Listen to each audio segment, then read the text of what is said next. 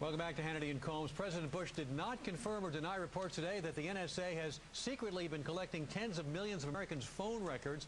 According to reports, AT&T, Verizon, and Bell South began turning over call records to the NSA shortly after the September 11th attacks. Joining us now, the author of Winning the Future, former House Speaker and Fox News contributor Newt Gingrich. Mr. Speaker, thank you once again for being with us. Good to be with you, Alan. Here's what the president said in April of 2004 about the whole issue of wiretapping and warrants. Here's what he said then. Secondly, there are such things as roving wiretaps. Now, by the way, anytime you hear the United States government talking about wiretap, a wiretap requires a court order. Nothing has changed, by the way. When we're talking about chasing down terrorists, we're talking about getting a court order before we do so. Then he said, when it came out a little while ago that there was some wiretap, he said it applies only to international communications.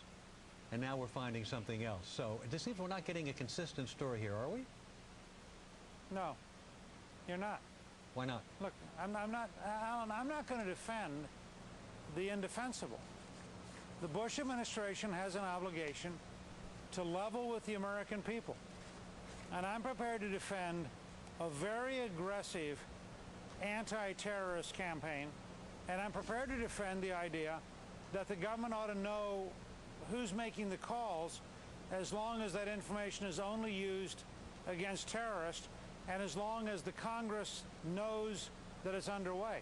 But I don't think the way they've handled this can be defended by reasonable people. It is sloppy, it is contradictory, and frankly, for show Americans, it makes no sense to listen to these three totally different explanations. Let me also show you. I hate to disappoint you, Alan. Well, I appreciate your candid response, and I'd like to show you what Alberto Gonzales said during his confirmation hearings on this very same issue. While the president approved this program to respond to the new threats against us, he also imposed several important safeguards to protect the privacy and the civil liberties of all Americans. First, only international communications are authorized for interception under this program. That is, communications between a foreign country and this country. Should Alberto Gonzales be called back before the Senate to clarify those remarks? Yes. Look, I've spent my career in the legislative branch. Article 1, Section 1 of the Constitution is the Congress. It's not the presidency. The foundation of our freedom is the 535 elected officials in the legislative branch, and they have every right to demand of the executive branch clear explanations of what, to be generous, is a very confused and contradictory position. And I'm very anti-terrorist. I'm very committed to pursuing terrorists, and I'm willing to defend almost any program which is clearly, accurately defined. Mr. Speaker, but this is a mess. I cannot disagree with you more. And let me explain why. Okay. No, well, this is getting... Right. First of all, let me educate my liberal friends. This is not, under any circumstances, a wiretap. It's being mischaracterized to people. Mr. Speaker, you were the Speaker of the House when a program known as the Echelon program was in full force, started many years ago, used by the Clinton administration.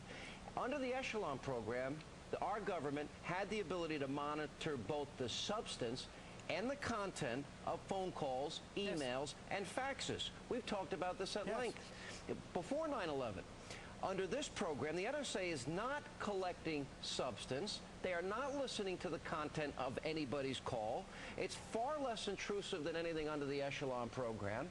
And I think that this is being made into a political issue by people that supported the use of a far more intrusive program. Don't we need to educate the American people about the difference and distinction? Sean, you and I very seldom disagree this clearly, but let me explain why. To my shock, I'm closer to Alan on this issue than you, and that's the first clue. You are way out of line. It shows that you're finally seeing the light, Mr. Speaker. Congratulations. No, and I'm saying this, by the way, from your old hometown of Atlanta. Yeah. So I really feel awkward having this conversation. But look, here's my point. The President of the United States and his senior executives owes it to the American people to be relentlessly clear when they're explaining programs. And I think, frankly, when you look at the various videotapes, it's almost impossible to defend the differences in what they were saying. And I don't think when we're faced with a long war that that's good enough. But Mr. Speaker, in the fairness here, Alan's using the word wiretapping. Every liberal I've heard is using the word wiretapping. There's no wiretapping.